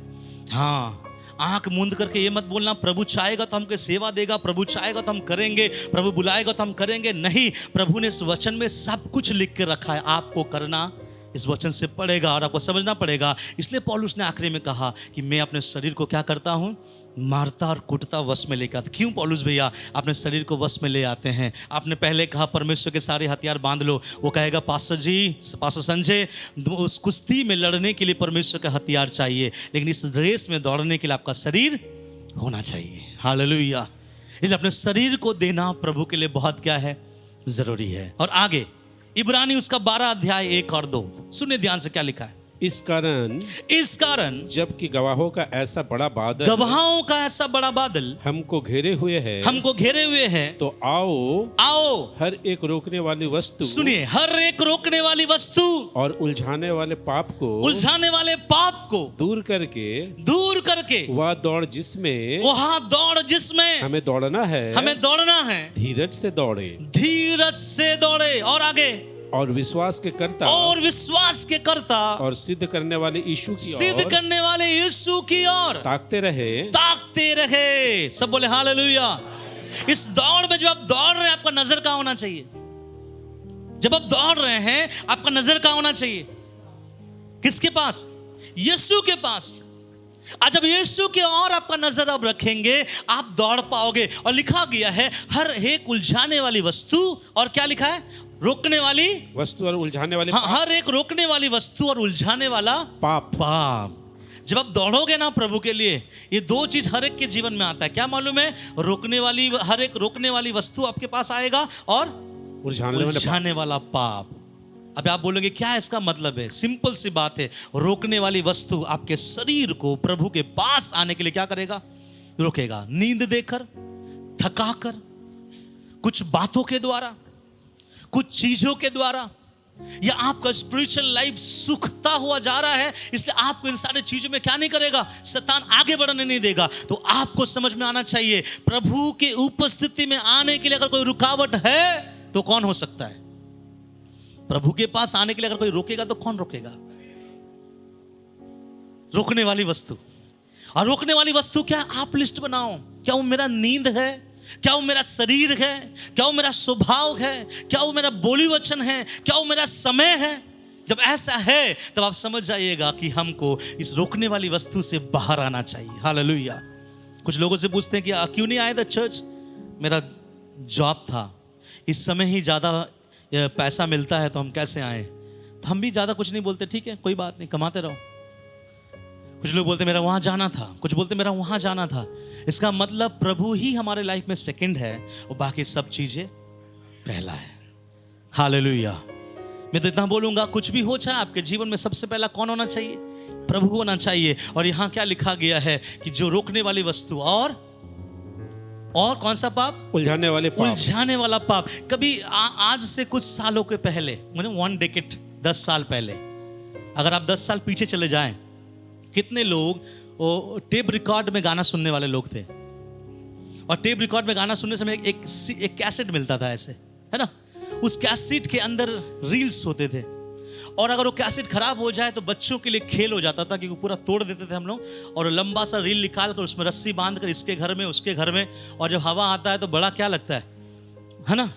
तो उस समय क्या होता, जब वो रील को लेते थे हम लोग, खोलते थे, ऐसे ऐसे करके घूमते थे और थोड़े देर के बाद मैं देखता था कि मैं खुद ही क्या हो गया हूँ, फंस गया, ये हटा रहा हूँ, ये फंस रहा है, यहाँ से हटा रहे, ऊपर फंस रहा है। तो बाइबल बताता है ऐसे उलझाने वाला पाप आपको ऐसा घेर लेगा कि आप मसीह दौड़ नहीं दौड़ पाओगे। और उलझाने वाला पाप कहाँ से स्टार्ट होता है? किसी भी मिस कॉल को आप मिस कॉल मत बना देना, समझे? मिस कॉल आ रहा है ठीक है, लेकिन मिस कॉल को मिस मत बना दीजिएगा। नहीं समझे आप लोग? मिस कॉल समझते हैं आप? मान लीजिए एक लड़का को मिस कॉल आया, ठीक है, ये लड़का को क्या आया? मिस कॉल आया। कुछ दिन का बाद पता चला कि जिसने मिस कॉल किया था आज उसका मिस है वो। चलो कुछ तो समझे। तो इसलिए याद रखिएगा, कुछ उलझाने वाले पाप में अपने आप को ढालिएगा नहीं, सामने से आएगा, आपको बचना है। और यहाँ प्रभु का वचन कहता है, क्या बोलता है? हर एक उलझाने वाली पाप को, रोकने वाली वस्तु को हटाकर उस दौड़ में दौड़ो जिसमें हमें दौड़ना चाहिए। और दौड़ते समय किसको देखो? अपने यीशु को देखो, अपने आंखों में यीशु को रखो और यीशु को रखकर जब आप दौड़ोगे परमेश्वर काम करेगा। और यहाँ पे लिखा गया है गवाहों का ऐसा बड़ा बादल, इसका मतलब दौड़ने के लिए आपको सहायता करेगा लोगों का टेस्टिमनी। मालूम है कभी कभी टेस्टिमनी भी बदलता है। कुछ लोग ऐसा होंगे चर्च में आए हैं, 3 दिन से प्रार्थना नहीं किए लेकिन चर्च आए, लेकिन एक बहन खड़ा होकर गवाही देती है कि मैं 1 सप्ताह से प्रार्थना नहीं किया, मेरे जीवन में ऐसा आ गया, ऐसा हो गया। और उसके बाद मैंने प्रभु के सामने मैं नम्र हुआ, प्रार्थना किया और प्रभु मुझे उस बीमारी से क्या किया? बाहर ले आया। तो यहाँ बैठने वाला भाई उसके गवाही से क्या हो गया? सीख गया। आज जब घर जाएगा जाके क्या करेगा? प्रार्थना। इसलिए प्रभु कहता है कि उस गवाहों को, इसका मतलब क्या मालूम है? जब आप गिर रहे हैं तो अब्राहम को पढ़ लेना, जब आप गिर रहे हैं तो इसहाक को देख लेना, जब आप कहीं पे फिसल रहे हैं प्रभु के बड़े बड़े दास को क्या कर लेना? देख लेना। कभी कभी हम लोग ऐसा बोलते, पास्टर जी मैंने जो पाप किया ना प्रभु कभी क्षमा नहीं करेगा। तो मैं बोलूँगा प्रभु ने ऐसा भी कहा था कि ये लड़का मेरे दिल के अनुसार एक लड़का है, दाऊद को उसने छत के ऊपर जाके पाप किया था, लेकिन फिर भी प्रभु ने क्या किया? लिया। प्रभु ने एक व्यक्ति को चुना, बेटा मैं तेरे द्वारा एक बड़ा राज्य बनाऊंगा। बीते सप्ताह मैंने आपसे कहा कि उसने एक ऐसे स्त्री से विवाह लिया, उससे संतान हुआ और उस संतान प्रभु ने ग्रहण नहीं किया। ऐसे अब्राहम को भी प्रभु ने क्या कर लिया? स्वीकार किया। तो इसलिए जब आप प्रभु में दौड़ते हैं, लोगों के गवाहियों को सुनो कि वो कैसा दौड़ रहा है। आप बाइबल से सीखे कि पतरस कैसा दौड़ा, यूहन्ना कैसा दौड़ा, और अपने शरीर को तैयार कीजिए और प्रभु को आगे देखिए और दौड़ना स्टार्ट कीजिए। आप अपना दौड़ को समाप्त करना इंपॉर्टेंट है। हालेलुया। हम जब कलीसिया में आते हैं क्यों मालूम है? ताकि एक दिन अपना दौड़ क्या करे? समाप्त करे। और पता है प्रभु का आगमन आ जाए तो हम में से कितने लोग वहां पे दिखेंगे गेट के पास? हमारे जन्म सब आए, बहुत भीड़ तो बहुत रहेगा। ऐसा तो नहीं है कि खड़गपुर से जो आए उसके लिए एक बस होगा, नहीं, सब लोग खड़े होंगे वहां पे। तो भीड़ में शायद पता ना चले, मैं भी ऐसे पॉकेट में हाथ दे खड़ा होऊंगा, मेरा जब बारी आएगा तो मैं देखो, अरे आप कैसे आ गए, अरे आप आ गए, आप आ गए। और कौन जाएगा वहां मालूम है? जिसने अपना दौड़ पूरा किया है। हालेलुया। जिसने अपना दौड़ कंप्लीट किया। मालूम है आप तंग रह जाओगे। बाइबल में लिखा गया प्रभु सब दुनिया के लोगों के सामने बोलेगा, मेरे बेटे सामने आओ, और उसका गवाही सबके सामने बोलेगा कि इसने मेरे लिए ऐसा ऐसा किया। आप में से बहुत लोग बोलते होंगे पास्टर मेरा नाम नहीं लेता, ये लोग मेरा तारीफ नहीं करता, मत सुनने किसी व्यक्ति से किसी का तारीफ। एक दिन आपका खुदा कई सैकड़ों लाखों करोड़ों के बीच में आपका तारीफ करने जा रहा है। हालेलुया। उस दिन के लिए अपना दौड़ को क्या करो, बोले पूरा करो। क्या करेंगे? पूरा करें, और अपने क्रूस को दाएं बाएं ऊपर नीचे से ना काटे। तीसरा, हम आगे बढ़ेंगे, क्या लिखा है पौलुस ने तीसरा क्या कहा था? विश्वास की रखवाली। चलिए उसको पढ़ते हैं समझने के लिए। रोमी उसका 10 उसका 17। अतः विश्वास सुनने से और सुनना मसीह के वचन से होता है। सब बोले हालेलुया। हालेलुया। पौलुस ने क्या कहा? मैंने मेरे विश्वास की मैंने क्या किया? रखवाली किया। देखिए तीनों अलग अलग चीज है। लड़ाई के लिए परमेश्वर का औजार चाहिए, दौड़ने के लिए आपका शरीर को आपका साथ होना चाहिए। अब आ गए कहां पे? अपने विश्वास की रखवाली। सब बोलिए विश्वास की रखवाली। विश्वास की रखवाली का मतलब क्या है? अरे रखवाली शब्द तो वहीं आता है जहां पे आपका कुछ चीजें चोरी हो सकता है ना। हम बोलते हैं ना ये बहुत कीमती सामान है, इसे रखना संभालना, कहीं ये कुछ तेरे हाथ से कहीं छूट ना जाए। तो रखवाली शब्द वहीं आता है जब वो बहुत क्या हो जाता है? इंपॉर्टेंट है, कीमती है। उसी अनुसार प्रभु ने यहाँ पे कहा, पौलुस ने कहा कि मैंने मेरे विश्वास की मैंने क्या किया? रखवाली किया। यहाँ पे हर एक व्यक्ति ध्यान से सुनेगा, आपको अपने विश्वास की रखवाली उस आखिरी तूरी के फूकने तक करना पड़ेगा। अगर आपको उस जगह पे जाना है, उस जीवन का मुकुट को अपने सर पे रखना है, अपने खुदा के सामने चेहरे से चेहरा मिलाना है, आनंदित होना है, तो आपको क्या करना पड़ेगा? विश्वास की रखवाली करना पड़ेगा। कौन करेगा आपके विश्वास की रखवाली? कौन करेगा? खुद करना है। किसको करना है? आपको खुद करना है। कैसे आप करेंगे? तो मैं एक बात बताऊं, आपको समझ में आ जाएगा। ये विश्वास की रखवाली का मतलब क्या है? कभी कभी सोचें आप कि कैसे अपने विश्वास को हम रखवाली करें। तो सिंपल सी बात है, विश्वास कहां से आता है या विश्वास कहां से बढ़ता है? बोलिए ना, कहां से बढ़ता है? सुनने से। और कहां से सुनते हैं आप? मसीह के वचन से। इसका मतलब परमेश्वर के वचन में ही हमारा और आपका विश्वास क्या होता है? बढ़ना है। तो जब प्रभु बोल रहा है अपना विश्वास की रखवाली कर, तो प्रभु ये बोल रहा है जो वचन तेरे पास है उस वचन को अपने अंदर से जाने मत दे। ये विश्वास जो चीज है वो वचन से आता है।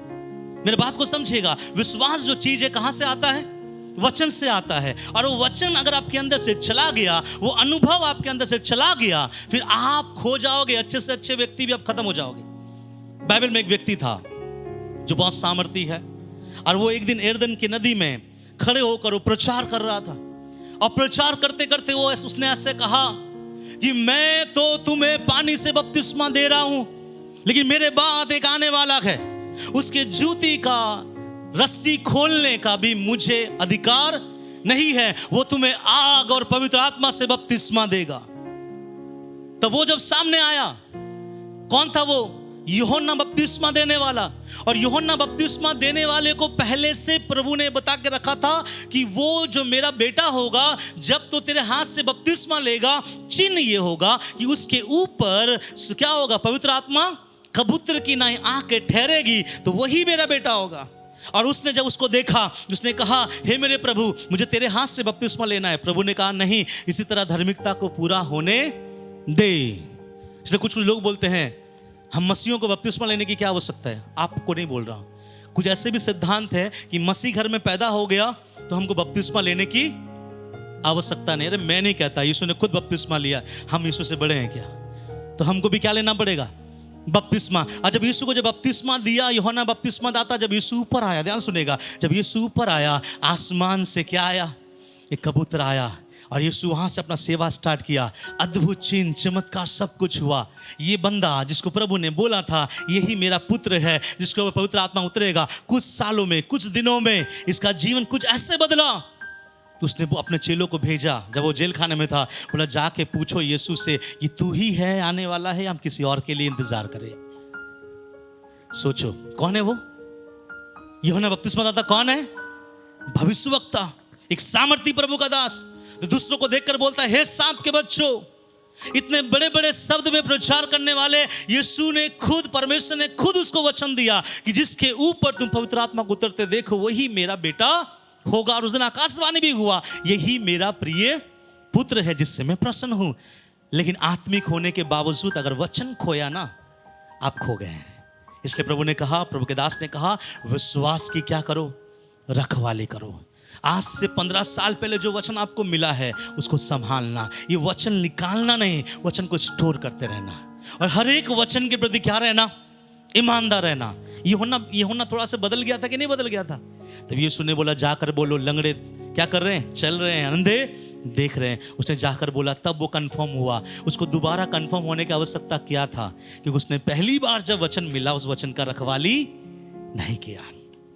इसलिए प्रभु के लोगों में बताना चाहूंगा, जब प्रभु कहता है कि विश्वास की रखवाली कर, इसका मतलब प्रभु बताना चाह रहा है वचन की रखवाली कर। आज जो प्रचार मैं यहां से कर रहा हूं, बाहर जाओगे वाह वाह बोल के सब उड़ जाएगा, वाह वाह बोल के सब क्या होगा, उड़ेगा, उससे कुछ फर्क नहीं होने वाला। लेकिन इस वचन को अपने जीवन में लेकर इस वचन को ही रखवाली करना। क्यों मालूम है, अगर आप रखवाली नहीं कर रहे हैं, कोई है जिस वचन को आपसे लेने के लिए आपसे भी स्पीड में आ रहा है। प्रभु के उस वचन का बारे में किसको पता है कि एक बोने वाला बीज बोने निकला, याद है ना? कुछ दाने कहां गिरा, सड़क में, कुछ पथरीली भूमि पर, कुछ झाड़ियों में और कुछ अच्छी भूमि पर। और वहां लिखा गया जो सड़क के किनारे गिरा, लिखा गया तुरंत पक्षी आया और उस दाने को क्या कर गया, चूक गया। अब मालूम है स्पिरिचुअल आईज में, आत्मिक नजर में उस पक्षी के बारे में अगर आप पढ़ेंगे, वो पक्षी कुछ और नहीं, वो शैतान है जो तुरंत आता आपके वचन को चुरा के ले जाता है। क्यों पता है चुराता है वो?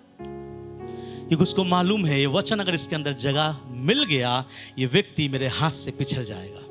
देखिए शैतान इतना चालाक है, इसलिए जब भी वचन मिलता है कहां पे स्टोर करे, परमेश्वर आपको जो दिल दिया उसके अंदर स्टोर करे। मैं नहीं कहता केवल मेरा प्रचार, मैं कहता हूं आप जिसके भी प्रचार सुने, आप खुद भी जो वचन को पढ़ें, गंभीरता से पढ़े, उसको दिल में स्टोर कीजिए। जब इसको आप संभालते हैं, आप अपने विश्वास को संभालते हैं। हालेलुया, वचन संभाले। बाइबल में क्या लिखा है, ध्यान से सुनेगा, मैं कुछ उदाहरण दे रहा हूं तो आपको समझ में आए। यीशु ने एक दिन अपने चेलों से कहा, सुनो, पतरस, यूहन्ना, याकूब, थोमा, सुनो। हाँ प्रभु बताइए क्या बात है? नाव तैयार करो, हम और तुम सब उस पार जाएंगे। क्या बोला? नाव तैयार करो, हम सब मिलकर कहां जाएंगे? उस पार जाएंगे। सबों ने नाव तैयार किया, प्रभु नाव में बैठा और प्रभु नाव के पीछे जाकर थोड़ा सा सो गया, क्योंकि प्रभु दिन भर मिनिस्ट्री में रहता है। अचानक क्या आया? तूफान आया, आंधी आया। चेलों ने स्ट्रगल किया, तैयार किया कि हम बचेंगे, ये हो जाएगा। लेकिन जब ज्यादा हो गया तब चेलों ने चिल्लाकर क्या बोला यीशु को, हे यीशु उठो, क्या आपको दिखाई नहीं देता कि हम क्या होने वाले हैं? क्या होने वाले हैं? डूबने वाले। इसका मतलब सरासर वो ये बोल रहा था, प्रभु जल्दी उठो, अदरवाइज हम सब क्या हो जाएंगे। तो प्रभु ने उठकर क्या बोला? सबसे पहला क्या बोला बताइए? हे अल्पविश्वासी। क्यों बोला हे अल्पविश्वासी? उसने अपना विश्वास को नहीं संभाला। क्या संभालना था उसको? विश्वास। प्रभु ने जो वहां एक दाना दिया ना, उसको क्या दाना दिया था, क्या बीज दिया था कि हे पतरस, यूहन्ना, याकूब, थोमा, नाव रेडी करो, हम कहां जाएंगे। उसने शब्द पे ध्यान नहीं दिया। अगर वो ध्यान देता कि यीशु तो बोला था हम उस पार जाएंगे, आसमान का खुदा अगर बोल दिया उस पार जाएंगे, तूफान आए कुछ भी आए, हम उस पार पहुंच के रहेंगे। हालेलुया। बीच के आने वाले तूफानों को कौन देखता है मालूम है? जो अपने विश्वास की रखवाली। समझ में आया मेरे बातों को? जो प्रभु जो कहा है उसको लेकर चलो। बीच में क्या हो रहा है उसके बारे में ध्यान मत दो। बाइबल में लिखा गया, सुनिए, मैं कुछ उदाहरण इसलिए दे रहा, आप समझे। एक बार की बात है, प्रभु के पास ऐसा न्यूज़ आता है, प्रभु आप जिससे बहुत प्रेम करते हैं बहुत बीमार में आपको बुला रहा है बेथेनिया में। कौन था वो? लाजर। यीशु कहता ठीक है जाएंगे, लेकिन यीशु थोड़ा और दिन लगा दिया। कितना दिन हो गया? 4 दिन। और जब 4 दिनों के बाद यीशु आ रहा, घर में सब रो रहे हैं और वहां मार्था पहले दौड़ के आई। और मार्था दौड़ के आने के बाद मार्था बोलने लगा, प्रभु यदि तू यहां होता हमारा भाई लाजर ना मरता। तो प्रभु कहता है पुनरुत्थान और जीवन मैं हूं। तो प्रभु का वो कहता है, मार्था प्रभु मुझे मालूम है कि जिस दिन तू आएगा, जिस दिन प्रभु आएगा, मेरा भाई क्या हो जाएगा? पुनरुत्थान के दिन जीवित होगा। तो प्रभु ने कहा, मेरे बहन, पुनरुत्थान और जीवन मैं ही हूं, अगर तो विश्वास करेगी तो सब कुछ होगा। मालूम है ये बोलने के बाद जब वो कब्र में गया, यीशु ने कहा एक काम करो, पत्थर को हटाओ। और वहां सबसे पहले किसी ने बोला, नहीं पत्थर को हटाएंगे, वो मर गए, 4 दिन हो गया, बदबू आ रहा है। वो बोलने वाला कौन था? कौन था कि पत्थर अगर हटाओगे बदबू आएगा क्योंकि मर के 4 दिन हो गया? कौन था? मार्था ही था। कौन था? मार्था था। मार्था ने क्यों बोला बदबू आ रहा? कि मार्था को जो प्रभु ने वचन दिया उस वचन पे विश्वास नहीं किया। अगर आप वो पढ़ के देखेंगे ना, यहाँ पे जब सुना, मरियम भी दौड़ के आई, और मरियम भी दौड़ के आके, मैं जब पढ़ता हूँ मुझे बहुत अच्छा लगा कि जब मार्था आया प्रभु को दंडवत नहीं किया, लेकिन जब मरियम आया प्रभु को क्या किया? दंडवत किया। और प्रभु से रो रो के बोला, यदि तू यहाँ होता मेरा भाई लाजर ना मरता। इसके बाद और कुछ नहीं बोला, ना ही प्रभु ने उसको कुछ बोला, लेकिन मार्था को प्रभु ने बोला, अगर तू विश्वास करेगी तो आज भी तेरा भाई क्या हो जाएगा। लेकिन विश्वास नहीं है। क्यों मालूम है? विश्वास की रखवाली का मतलब क्या है? वचन का रखवाली। हालेलुया। इसलिए वचन को संभालो। अगर आप वचन संभालने वाले बन गए, आप विश्वास को संभालने वाले बन गए, और वो वचन आपको सही सही जगह में क्या होगा? काम आएगा। याद कीजिएगा, जब शैतान ने प्रभु से जब ये किया, परीक्षा किया, प्रभु शैतान के ऊपर परीक्षा में जीतने के लिए क्या बोला? हे शैतान, परमेश्वर के नाम से बोलता हूं, भाग यहां से, ऐसा बोला। कुछ लोगों को इतना आता है, शैतान आएगा, जिसु रक्त जो, जिसु रक्त जो, जिसु रक्त जो, इतना ही आता है। कुछ विश्वासियों को इतना आता है, अरे रात को अगर चमक जाओ, रोमटा खड़ा हो जाए, अब आंख बंद कर लेना और बोलना, यीशु के लहू की जय, यीशु के लहू की जय, यीशु के लहू की जय। शैतान क्या हो जाएगा? क्या हो जाएगा? बोलिए ना। ये करते हैं कि नहीं करते आप लोग? अरे सच बोलिए, करते हैं कि नहीं करते? कब तक करते रहेंगे ऐसा? आप मुच्छू सब आ गया, दाढ़ी वाड़ी हो गया, आप बूढ़ा हो गया, आज भी यीशु के लहू की जय, यीशु के लहू की जय, यीशु के लहू की जय। प्रभु बोलेगा, बेटा कब तक मेरा नाम लेगा? मैं चाहता था कम से तू उस शैतान का क्या करे? सामना करे। और इस बार जब आए तो यीशु के लहू की जय मत बोलना, उसको बोलना, हे शैतान, लिखा है कि मैं परमेश्वर। जब यीशु मसीह का परीक्षा हुआ, क्या हुआ? शैतान ने बोला, अगर तू परमेश्वर का बेटा है तो इस पत्थर को बोलना क्या बन जाए? रोटी बन जाए। वहां पे प्रभु सोचा होगा, हाँ बात तो सही है, भूख तो लगा है, 40 दिन खत्म हुआ है, चलो बना लेते हैं, मेरे पास ताकत है। सब यीशु ने कहा, नहीं नहीं, लिखा है मनुष्य केवल रोटी से नहीं परंतु परमेश्वर के मुख से मारा। चाटा भी तो ऐसा चाटा कि वचन का चाटा उसे मारा। और हम कैसे मारते हैं? यीशु रक्त जो, यीशु रक्त जो, यीशु रक्त जो। एक पास्टर है, जब हमने बोले यीशु मसीह, यीशु के लहू की जय, यीशु के लहू की जय, तब उसने बोला, किसका लहू की जय? यीशु के लहू की जय। आपको मालूम है इजराइल में यीशु नाम बहुत जन का था। यीशु नाम बहुत जन का था। कभी कभी हम और आप प्रार्थना भी करते हैं तो बोलते हैं ये सारे प्रार्थना को यीशु के नाम से मांगते हैं, आमीन। तो इजराइल में यीशु नाम के बहुत कोई लोग थे। जब भी प्रार्थना करते तो ऐसा बोले, यीशु मसीह के नाम से मांगते हैं, आमीन। कौन? मसीह कोई नहीं था, एक ही था। यीशु नाम बहुतों का था, लेकिन मसीह नाम एक का था। मसीह मतलब क्या मालूम है? ही वॉज ए अनाउंटेड, एक अनाउंटेड व्यक्ति है। इसलिए जब भी प्रार्थना करे, प्रार्थना के अंत में क्या बोले?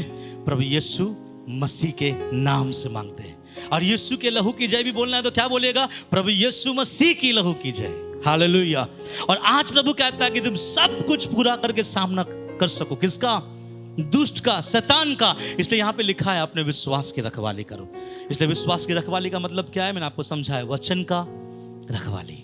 वचन को चुराने मत दीजिए। शैतान वचन चुराता है और उस समय हम और आप क्या हो जाते हैं? भूल जाते हैं। एक भाई है जो रात रात प्रार्थना करता है, खूब सामर्थ्य है, और वो प्रार्थना करता है, बड़ा बड़ा अद्भुत काम प्रभु करता है। अचानक से एक दिन उसके मम्मी का तबीयत खराब हो गया। जब तबीयत खराब हो गया, उस भाई से मेरा बातचीत हुआ। जब बातचीत हुआ, उस भाई के टोन में, उसके भाई के टोन में जब मुझसे बात कर रहा था, मुझे एक झलक दिखाई दिया कि इसका विश्वास इसके अंदर से खत्म हो गया। पूरा नहीं, उस समय के लिए क्या हो गया? खत्म हो गया। याद रखिएगा, हमारे बीच में, हमारे अंदर शैतान ऐसा काम करेगा, उस समय हमको किसका रखवाली करना है? किसका रखवाली करना है? विश्वास का। विश्वास का मतलब वचन का। आप वचन को रखवाली करो, देखो प्रभु आपको कभी गिरने नहीं देगा। क्यों मालूम है? विश्वास सुनने से, और सुनना मसीह के वचन से आता है। अर्थात प्रभु ये बोलना चाह रहा था, बेटा जो कुछ भी तुम सुनते हो उसकी रखवाली करना, क्योंकि ये बच्चा तो तेरा विश्वास बचेगा, और विश्वास बच्चा तो शैतान तुझसे भागेगा। ये हमारे जीवन में होना चाहिए। और ये सब होने के बाद पौलुस कहता है, क्योंकि भविष्य में मेरे लिए स्वर्ग में क्या रखा है?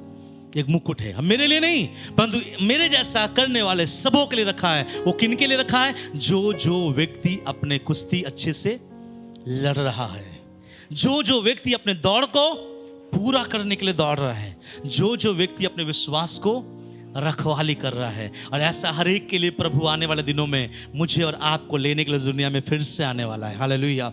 और पौलुस के समान मैं और आप भी उस मुकुट को अपने ऊपर क्या करेंगे? पाएंगे। इसलिए पौलुस ने अपने चेले से कहा, आप भी अपने उन लोगों से, उन भाइयों से कहना कि विश्वास में एक कुश्ती है, विश्वास में चलने समय एक दौड़ है, विश्वास में चलने समय उस विश्वास को क्या करना है, रखवाली करना है। क्यों? ये 3 चीजें मुझे और आपको उस मुकुट तक ले जाएगा। अरे करेगा कौन? कौन करेगा? सब ऐसे कीजिए, बोले हम करेंगे। वचन में दूंगा जरूर, लेकिन करेगा कौन? हम। मेरी लड़ाई मैं लड़ूंगा, आपका लड़ाई आप लड़िए। और जब ऐसा आप करोगे, परमेश्वर आपको बहुत ताई से क्या करेगा, आगे बढ़ाएगा। लेकिन एक बात याद रखिएगा, आपके दौड़ हो, आपकी लड़ाइयाँ हो, आपके विश्वास की रखवाली हो, इन तीनों सिचुएशन में आपका जिंदा खुदा हर वक्त आपके साथ खड़ा है। हालेलुया। बस विश्वास करो और एक दिल में ठानो कि मैं जब बढ़ूंगा तो मेरा मन का ध्यान क्या होना चाहिए, परमेश्वर का, प्रभु को देखकर आगे बढ़ना। और लड़ाइयाँ होगा। इसलिए मैं फिर से बोलूं, शुरुआत में मैंने कहा, उस क्रूस को जो मैं और आप ढो रहे हैं, ना तो ऊपर से, ना नीचे से, ना दाएं से, ना बाएं से, कभी मत काटना। भारी जरूर है, मेहनत जरूर है। इसलिए प्रभु ने कहा है, सकरा है वो मार्ग जो कहाँ ले जाता है। बाइबल में कभी भी प्रभु ने कहा मेरे पीछे आ जाओ, तुमको धन दौलत घर बाड़ी सब मिल जाएगा। जो मिलता है प्रभु का अनुग्रह है, जो मिलता है प्रभु का अनुग्रह। इसके लिए प्रभु को धन्यवाद दो। पैसे वाले भी और जिसके पास पैसा ना हो वो भी, लेकिन इतना जरूर रखो, आनंद जीवन में प्रवेश करना आसान बातें नहीं है, थोड़ा कठिन है। इसलिए प्रभु ने बोला, क्योंकि प्रभु, आप ये मत सोचोगे प्रभु आप तो धोखे से हमको बुला दिया, नहीं नहीं। प्रभु ने बोला बेटा पढ़ के देख ले, सकरा है वो मार्ग जो स्वर्ग तक पहुंचाएगा। सकरा मतलब बहुत कठिन है, और कठिन में प्रभु आपके साथ है। वो आपके दौड़ में साथ है, आपके कुश्ती में साथ है, आपके विश्वास के रखवाले में साथ है। इन तीनों को मिलाते हुए करते जाइए। आपका दूल्हा बहुत जल्द आने वाला है। किसी प्रभु के दास ऐसा भी आजकल प्रचार करना स्टार्ट हो गया है कि हमारा यीशु बहुत बहुत बहुत जल्दी इस दुनिया में आने वाला है। हालेलुया। कितने चाहते हैं कि आप मर के जाएं? कितने चाहते हैं कि आप जिंदा प्रभु में उठा लिया जाए? जिंदा कितने चाहते हैं उठा लिए जाने के लिए? मैं तो चाहता हूँ प्रभु मेरे मरने से पहले आप आ जाइए। आप बोलेंगे पास्टर जी मृत्यु का डर है। नहीं नहीं नहीं, मैं चाहता हूं कि जाके बोलूं मेरे पीढ़ी में मेरा खुदा आया था। हालेलुया। हम कितना ब्लेस्ड लोग होंगे ना, हम जब हमारे पीढ़ी में मेरा यीशु आएगा। हम पतरस को उसके बाद के पीढ़ी को भी बोल सकते तुम्हारे पीढ़ी में प्रचार हुआ था लेकिन यीशु नहीं आया। लेकिन यीशु किसके पीढ़ी में आया? हमारे पीढ़ी में। और अभी जो चीजें दिखाई दे रहा है दुनिया में, ये पूरा संकेत दे रहा है कि आपका और मेरा, पूरे दुनिया का राजा सृष्टिकर्ता बहुत जल्द इस दुनिया में आने वाला है। हालेलुया।